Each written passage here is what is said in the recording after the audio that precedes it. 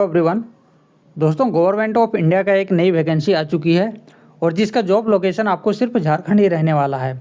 Most probably आपको जो है झारखंड लोकेशन मिलेगा। इसके ब्रांच ऑफिस में बहुत कम चांस है कि आपको भेजा जाएगा। और यह जो पोस्ट है ये है आपका एमटीएस के लिए मल्टीटास्किंग स्टाफ, यानी कि क्लास फोर्थ ग्रेड का जो जॉब होता है उसके लिए। जितने भी इंटरेस्टेड कैंडिडेट हैं आप अप्लाई कर सकते हैं। सारा डिटेल इस वीडियो में हम लोग कंप्लीट जानकारी देखेंगे। तो यहाँ पे देखिएगा, ये है CSIR नेशनल मेटलर्जिकल लेबोरेटरी जो है, जो कि जमशेदपुर झारखंड में है। और इसके द्वारा ये जो है रिक्रूटमेंट आया हुआ है और ये एडवर्टीजमेंट नंबर 10/2025 के अंतर्गत जो है एमटीएस का रिक्रूटमेंट हो रहा है। जितने भी इंटरेस्टेड कैंडिडेट हैं अप्लाई कर सकते हैं। हम लोग डिटेल में देखेंगे।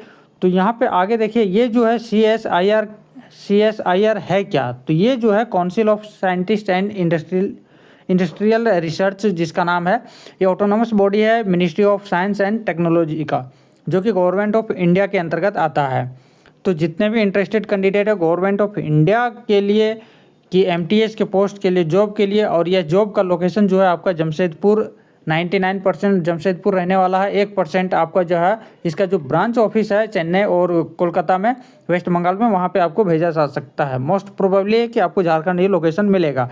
तो क्या है, कितने वैकेंसी हैं, पूरे डिटेल में हम लोग जानेंगे। क्या एलिजिबिलिटी है, कितना एग्जामिनेशन फ़ी लगेगा, एप्लीकेशन फ़ी, सब कुछ जानेंगे। तो यहाँ पे देखिए टोटल जो वैकेंसी है, इस पर टोटल 22 वैकेंसी है। जी हाँ दोस्तों, ये टोटल जो है 22 वैकेंसी है। आपका यहाँ कैटेगरी वाइज दे दिया गया है कि अलग अलग कैटेगरी की अलग अलग वैकेंसी हैं। इसका टोटल नाम होगा यहाँ पे मल्टीटास्किंग स्टाफ, और ये पोस्ट कोड अलग अलग दिया हुआ है ताकि अलग अलग जो क्वालिफिकेशन अलग अलग चाहिए। बाकी पे लेवल सभी का सेम है।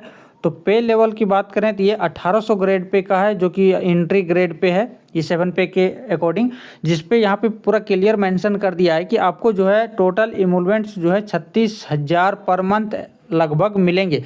और जो गवर्नमेंट, एक सेंट्रल गवर्नमेंट के एम्प्लॉय को जो बेनिफिट मिलता है, TA, DA, HRA, medical, LTC, leave, travel concession, जितने भी प्रकार के जो बेनिफिट्स हैं वो सारे बेनिफिट्स आपको इसमें मिलेंगे।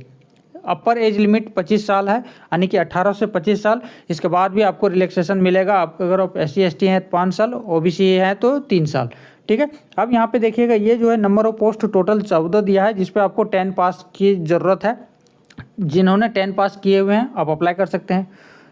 आप अलग अलग फील्ड में, जैसे कि आपने ITI आपने पास किया है इलेक्ट्रीशियन ट्रेड में, तो आप इसके लिए 2 पोस्ट है, अप्लाई कर सकते हैं। ITI पास किए हुए हैं कारपेंटर ट्रेड में, तो उसके लिए 1 पोस्ट है। फिटर ट्रेड में पास किए हुए हैं, ITI किए हुए हैं, तो आपको जो है 1 पोस्ट यहाँ पे आपको यहाँ पे दिख रहा होगा। प्लम्बर ट्रेड में अगर आपने किया तो 1 पोस्ट है। Air conditioner and refrigeration trade में किए हुए हैं तो 1 पोस्ट है। कंप्यूटर ऑपरेटर के ट्रेड में आपने अगर ITI किया हुआ है तो उसके लिए 2 पोस्ट है। तो इस तरह से टोटल मिला करके जो टोटल पोस्ट है वो टोटल है 22 पोस्ट। तो जिनके लिए ये ऑप्शन है, जिन्होंने ITI किए हुए हैं और नहीं भी किए हुए हैं, तो वो भी अप्लाई कर सकते हैं। आगे क्या होगा, इसका जो रिटन एग्जामिनेशन है उसके बारे में जानेंगे। इससे पहले हम लोग जॉब डिस्क्रिप्शन के बारे में जान लेंगे कि एक MTS का काम क्या होता है। तो उसके लिए अलग अलग जो पोस्ट कोड है उसके हिसाब से सारा जो है यहाँ पे जॉब डिस्क्रिप्शन दे दिया है कि आपको क्या क्या काम आपको करना है। तो जो मेन वर्क जो इसमें है ये फाइलिंग वर्क है।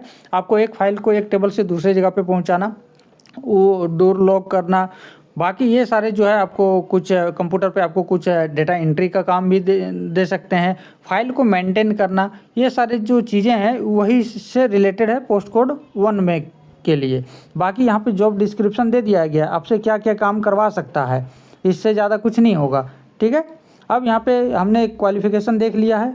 अब यहाँ पे जो प्रोसीजर है सिलेक्शन का, ये क्या है, एग्जामिनेशन बेस्ड है। एक एग्जामिनेशन होगा, रिटन एग्जामिनेशन होगा, और रिटन एग्जामिनेशन जो होगा जिसमें 150 प्रश्न पूछे जाएंगे, वो 10th लेवल के क्वेश्चंस हो गए। 2 घंटे का समय दिया जाएगा। इंग्लिश और हिंदी दोनों में लैंग्वेज में आपका जो है अवेलेबल रहेगा। तो यहाँ पे आप देखिए क्या क्या पूछा जाएगा।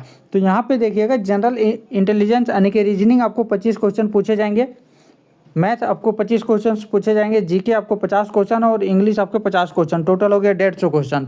और जो है यहाँ पे मैक्सिमम जो मार्क्स है, 1 क्वेश्चन 3 नंबर के रहेंगे, और 1 नेगेटिव क्वेश्चन जो 1 क्वेश्चन गलत करने पे 1 नंबर आपको काट लिए जाएंगे, यानी कि 1/3 जो है नेगेटिव है।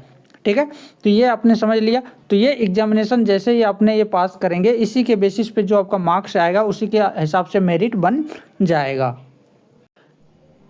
इसके अलावा जो बेनिफिट्स हमने बात किया था कि आपको जो क्या क्या बेनिफिट मिलने वाले हैं उसके बारे में भी पूरा क्लियर इसमें मेंशन किया गया है कि आपको जो है क्या क्या मिलने वाला है।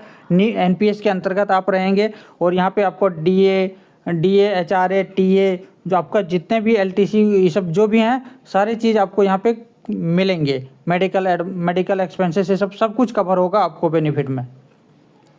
इसके अलावा जो आप लोग का जो डाउट हो सकता है आप बात करेंगे आगे हम लोग कि इसमें जो है और भी बहुत सारी चीज़ें दिया है। तो ये पीडीएफ टेलीग्राम ग्रुप पे अवेलेबल है। जिनको डाउट होगा कुछ चीज़ें समझ में नहीं आ रही है तो वो आप यहाँ पे पूछ सकते हैं कमेंट सेक्शन में। अब हम लोग आगे बात करेंगे कि इसका जो है एप्लीकेशन कैसे भरना है, फॉर्म कैसे फिलअप करना है।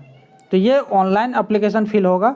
तो ऑनलाइन एप्लीकेशन जो है फिल जो होगा ये आपको इस वेबसाइट पे जाना है https://nml.res.in पे जाना है और ये 5 जनवरी से लेकर 6 फरवरी 2026 तक ये जो है आपको इस पर अप्लाई करना है। अदर मोड से कोई भी एप्लीकेशन एक्सेप्ट नहीं होगा, सिर्फ ऑनलाइन रजिस्ट्रेशन आपको करना है। और आगे बात करेंगे इसका कि एक पोस्ट के लिए आप एक ही आवेदन कर देंगे, एक से ज़्यादा आवेदन करेंगे तो आपका एप्लीकेशन रिजेक्ट कर दिया जाएगा। हाँ, अगर आप पोस्ट कोड 1 के लिए आप अप्लाई कर रहे हैं, पोस्ट कोड 2 के लिए भी आप एलिजिबल हैं, उसके लिए भी अप्लाई करना चाहते हैं तो अलग अलग एप्लीकेशन आपको 2 बार रजिस्ट्रेशन करना होगा, अलग अलग पोस्ट कोड के लिए, अलग अलग पोस्ट के लिए। ठीक है, तो इस तरह से आपको जो है करना है। साथ ही साथ यहाँ पे बता दिया है कि जो है आप लास्ट तक वेट ना करें, समय रहते ही आप अपना अगर रजिस्ट्रेशन करवाना चाह रहे हैं, एप्लीकेशन फॉर्म भरना चाह रहे हैं तो पहले ही भर लीजिए। ठीक है, और यहाँ पे फ़ोटो और सिग्नेचर आपको लगेगा, जो कि फ़ोटो आपको जो है 20 से 100 KB तक आपका रहेगा और जो सिग्नेचर है वो 10 KB से लेकर 50 KB तक आपको जो है अपलोड करना है। अब बात करेंगे एग्जामिनेशन फ़ी की। तो टोटल जो यहाँ एग्जामिनेशन फ़ी लग रहा है ये आपको जो है 500 रुपये एप्लीकेशन फ़ी जो है लिया जाएगा। तो ये आपको ऑनलाइन ही करना है।